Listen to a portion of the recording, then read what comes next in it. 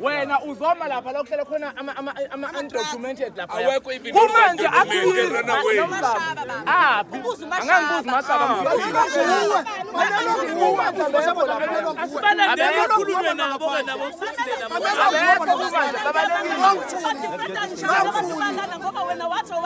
babalekile nomzamo because they know they're going to show you wena wanekela ngabe babalekile ngabe khona lapha ya the reason bebalekile is because they know that they are not supposed to be in the country bashiya wena nalamaphepha wamela lapha uye ukudependa la kama South African udefend ama-foreign nationals lapha ya baphi abantu bamele nomzamo mabona nonozukuza abanye abadefend wena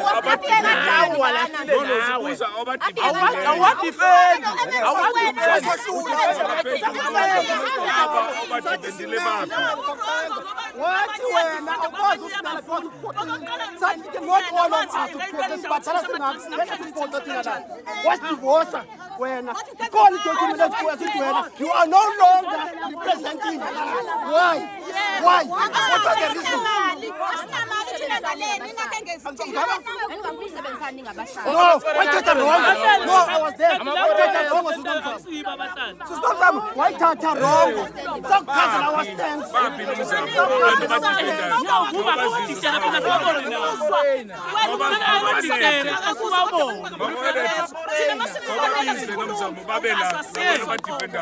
Maleje sibabona sikhulume ngento sibonayo MMC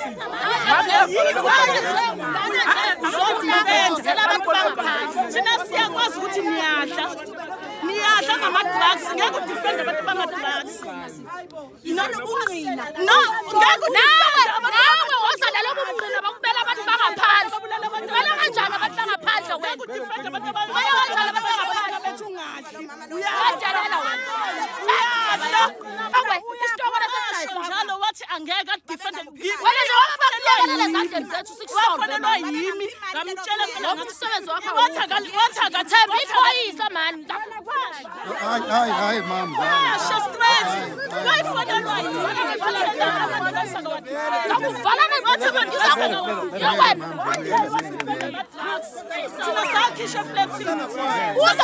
sakho uzongikhipha wena kunomkhupho wangifaka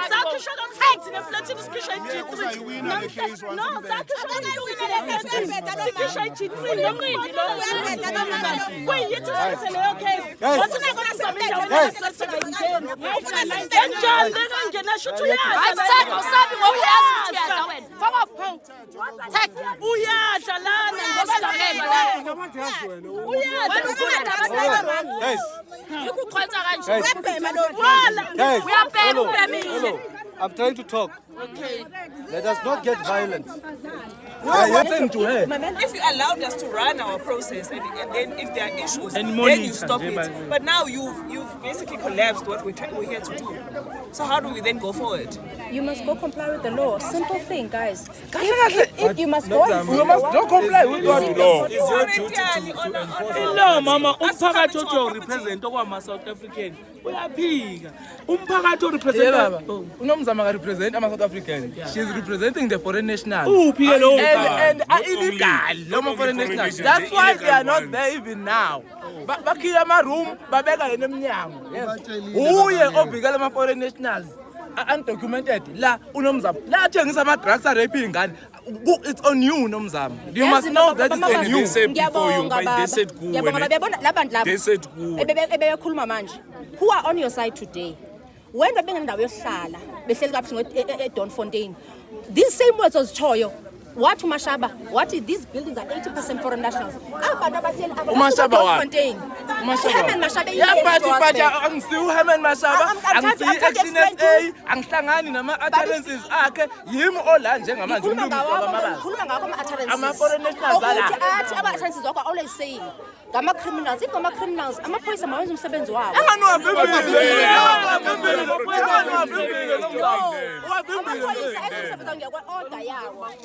Mama, it means amaphoyisa mayephuma police station kumele ahambe nawe phambili.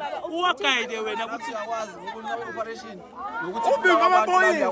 Unomzamo uvimba amaphoyisa, uthi amaphoyisa azi umsebenzi. Angani ubumi lapha ungaphulisi wena namhlanje nomzamo. Manje uzowenza kanjani umsebenzi wena ngale ndawo? Ngoba unqaba yonke lento enqaba. Angazi lutho baba. Nothing. I know nothing. I know nothing. I know the law, and that's what I'm going to explain, and that's what I've explained. That's all. Anything else, I know nothing. So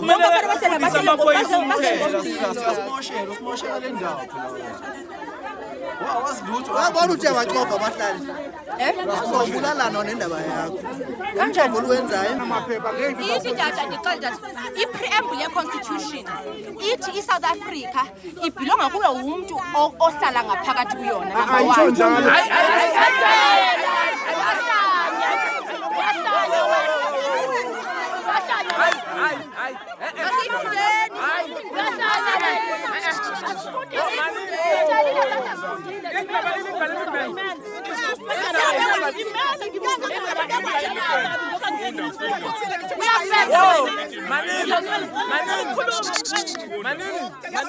belongs to all those who live in it. Ngilexesha lababhulu.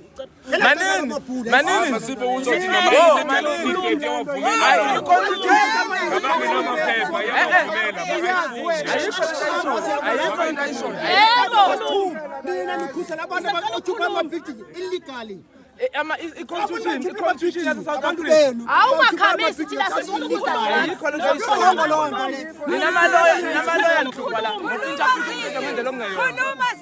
Ngabe ayikho icriminal, ngabe yona icriminal. Ufuna ukukhuluma noNomzamo straight usisinomzamo. yebo Manini phela ngicela. Ukhuluma ninjani sisi? Usisinomzamo. Thulani silalele. Sike sahlala ku Corner Fox no Holt. Masihlala khona Fox and Holt lapha eflatini.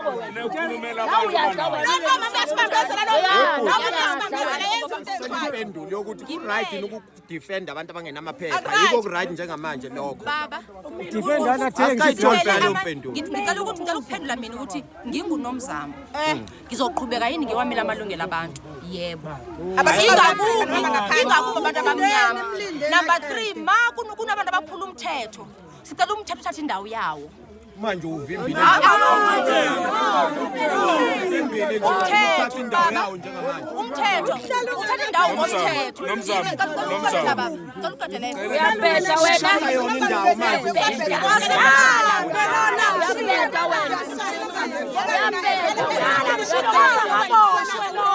Awudedeleke njengokusa udedele umthetho. Bizelo umthetho wakho lo owokuthi awusobophukele emsini obophakathina sonke namhlanje. Ubize umthetho wakho.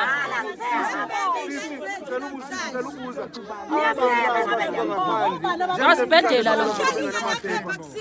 Usele kanjani beze bephule umthetho wabe-South Africa? Umgaqosiko wethu uthi umuntu kumele akhuselwe ngumthetho ngoba sinemlando esinawo ngoba nje kulapha for instance sisebenza umlando la base-South Africa bakhuselwa ngumthetho For quite some time. The development Africa bekhona. They will have an understanding, which even at the time when we started it wasn't easy. But because we were working with the leadership together, we were able to do all this work that we've done. You see, it's one of the informal settlements, fortunately, itole ugesi namanzi immediately after a reblocking. In fact, we come back concurrently. So, that appreciation has to be there in terms of engage going forward. Well, ngizazohlala phansi ne-team because the reason we came here is because we wanted to see the extent of the challenges that was reported, but also for us to resuscitate the work that we're doing here. Kunezinto okufuneka sizibone and kunama-legal processes that we also need to undertake to deal with certain elements that are happening here. But ke ngaphezulu kwakho konke lokho kunama-encroachments amaningi kakhulu, and I'm failing to understand. Yazi lento engiyibonelana ngiyazi edrobheni kuphela. You know, iy'toro zama-foreigners ey'ningi kanjeni ikhona nekhona lento ngiyazi edrobheni kuphela. Bengazi ukuthi elokishini ngohlangana neproblem enje yabo zikhona yes in the township but la phela usungathi semoli manje la imoli ama foreign nationals yabo iPakistan enempandla elingenampandla ubona konke nje la yabo ubona nje konke la kuse Hillbrook kahle kahle yabo but you will have to correct it because you know ukuthi the reason why application yethu for township establishment was not approved because of our road reserves aid. The spaces that were reserved for roads were too small and they did not comply with the requirements of GRA. So now, all these encroachments, nalama additional structures, are going to inhibit the process of that application. Ngoba kule spaces singenazo, people have also encroached and they've also erected other structures. So now we need to push these structures back so that we make spaces for the road reserve. Otherwise, the township is not going to be approved. And that's the challenge now. So now, we are going to demolish because we want to create that space for it rather than to the township here it was approved. So, but when we come back, we are not going to report to anyone. Ngoba kufuneka siyodila nalamazamazama maningi kakhulu ke la amazamazama ahlala la yabo ngibone amanye asosa nenyama kushuthi akhululeke over la asekwazi nokuhlala braai yabo. So now we need to come back and masibuya sizukusho because la kufuneka ama TLB ayi2 not ayi1. So ding TLB ezovala lemgodi engale ngemuva while any TLB demolisha lama shop agcwele lapha la ase encroach la lama spaces. So ngiyaxoza abaholi ngoba sengibonile ukuthi nani ngama beneficiaries alama foreign nationals ningixole lenkosi yami abantu base South Africa bahluphekile kufanele sibasize. Then ke senoyibona ukuthi nenze njani sengiqedile mina ukusebenza ngayihambela. Amen. Yabo. But ke we have to deal with that. But ke we will sit down and have a meeting ngoba kufanele si resolve nale issue labantu ukuthiwa babe abakaseri. We'll have to resolve it. Well kufuneka sibasize futhi abantu bakithi yabo ngoba ngiyazi ukuthi every time cancel kuvele kufika nje umuntu akhuluma into abantu they believe anything and everything mabehluphekile. So now ingakho kufuneka sizoba ne engagement eofficeini ngabantu bakithi asikwazi ukubalahla ngoba I can tell you the only thing usera akwazi ukuyenza ukuye court angeke azanisize ngendawo zokuhlala ngeke azenze lutho ngeke azenze la informal settlement azobuka the extent of your problem. The only thing azoyenza nje ukusathi ne court. So now asizukuvuma ukuthi kuthiwa abantu abezokubenefita because they are still waiting for SERI because uSERI has no mandate to provide human settlements. It's the department that has that mandate. So but we will engage in the team and see how we then assist abantu bakithi. Nomkhulu owayiphika that at that time namanje usaphika futhi usephika ukuthi wayiphika. So kusho nje umkhulu uyozahambe emhlabeni lokho ephika nje. Yabo but ke well naye ngoba ngimbonile ukuthi usewehlisile umoya owakithi umkhulu usekaba bomdala will engage with them and see ukuthi siba assista kanjani. But wonke lokho kunye then we'll have to deal with it ngelanga le operation. So ngisazobuyela emuva ne team will discuss ukuthi sizoyenza kanjani. But now we know I challenge yami yi1 enginayo ukuthi I wanted to see where these zamazama are operating. But unfortunately we saw two sites. Those sites are too small for that operate for the number yamazamazama lapha. So it means there is one site esingayibonanga enkulu. And I can tell you ikhona A1 enkulu isite ikhona. Ngoba uma sifika kufanele sifike singazi ukuthi sihambe nemishini yabo. So we'll have to take those machines abasebenza ngawo but also we need to close because we know ukuthi after demolition leya structure abasebenzela ku Fleur most of them bamuvele ngala. So kufanele sibakhiphe ngala. We know ukuthi from here bazoya ngapha ngakomathoni. So kushuthi masiqeda la kuzofuneka siye ematholi. So bajaha abaze bephuma eJohannesburg beyele ku Randfontein. Bawudila no MMC bakhona ngoba engaseyona iproblem yethu. Leyo mase beyele ku Randfontein. But in reality ukuthi la eJohannesburg we need to save lives. Ngoba what I can tell you laba operator khona yilaba bayitoro yilaba amazamazama laba operator khona kunezibhamu kufa abantu. So now we need to make sure ukuthi our residents are protected and they are safe.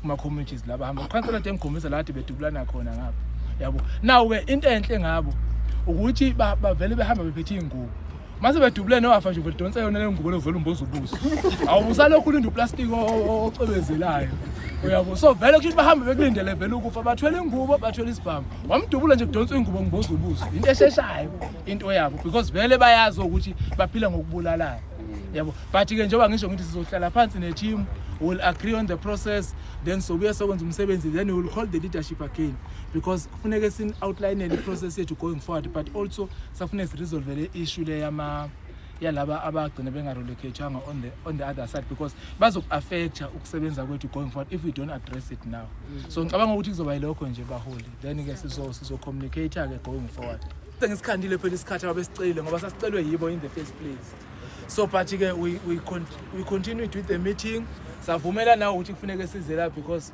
I started all this work so angidinge background yalomsebenzi because I started it ngiyawazi but now because of ama contractual issues with department ne Joshco ne MBSA and all those things but what comforts me now ukuthi bathi they have been able to terminate MBSA now kusho ukuthi wonke lama informal settlements like MBSA asezuba nama issues now because I problem bebengakwazi ukappointa amanye ama consultants because of bebese ku litigation no MBSA so now imagine uma ise bantu bomthetho you can't do anything until the matter is concluded so now Joshco gave us that assurance ukuthi no now MBSA is no longer an issue meaning that now we can now move forward in terms of our processes kodwa ke maningi ama issues araisiwe la engithe kuzofuneka siphinde sibuke sizobuka ukuthi sidila kanjani now we've brought our legal advisor in the department because now kuningi sesitshenwe khona wrong okwenzakalayo la that we need to attend legally now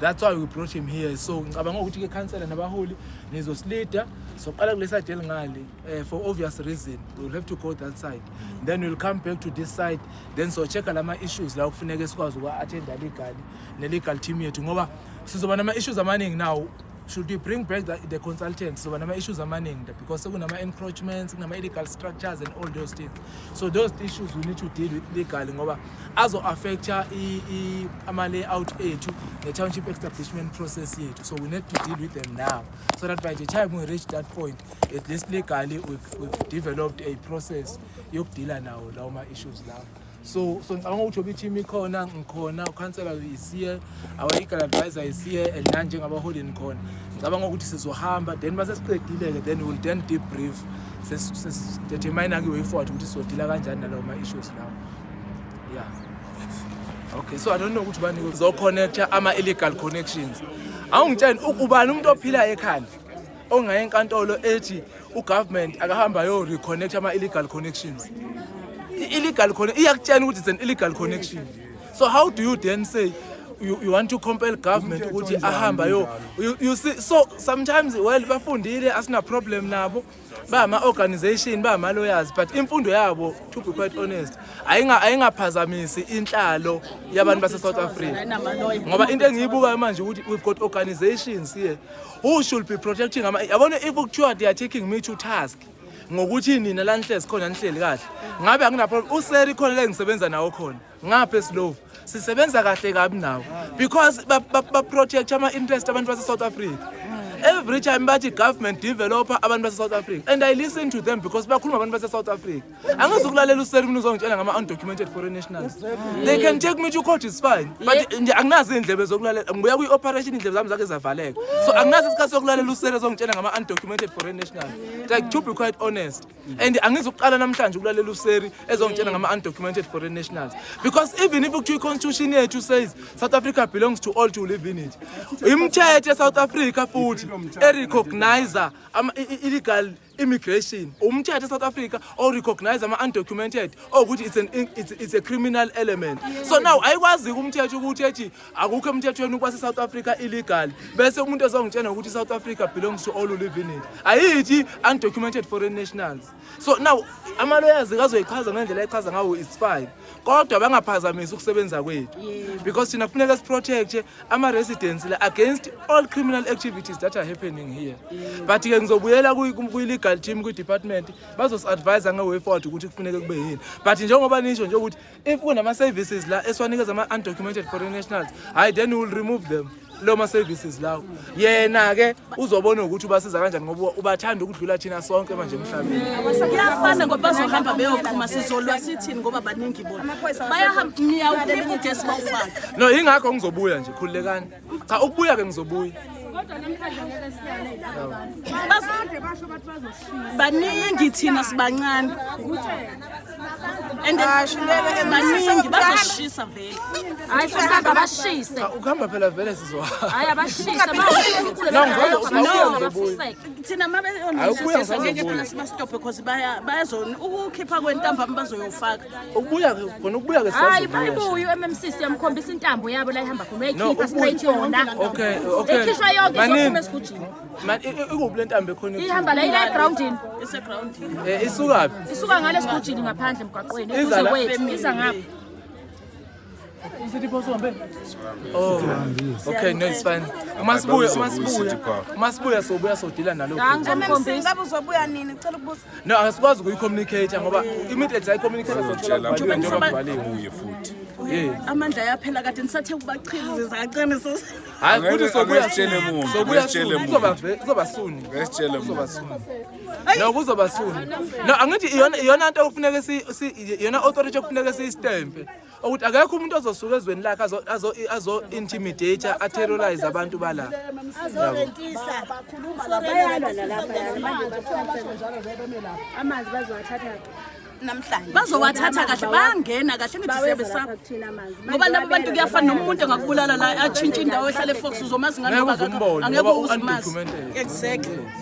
Na kodwa sizobuya sizohlelela. Yes, naka banamaphepha babobhekana nabo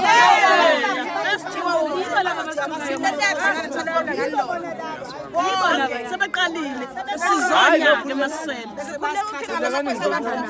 Ngizobuya khulekani. Kuyafana noma ngayi police station amaphoyisa adla nabahleza Bayathatha babuyisa. Khulekani ngizobuya. Ukubuya khona ngizobuya khulekani. Ubuya nje ngizobuya khulekani. Mzansi, welcome to Mkosi Mzansi. If today is your first time visiting this channel, please do the right thing and click the subscribe button. Angry community members come for us. Silel Kamalake Nomzamo.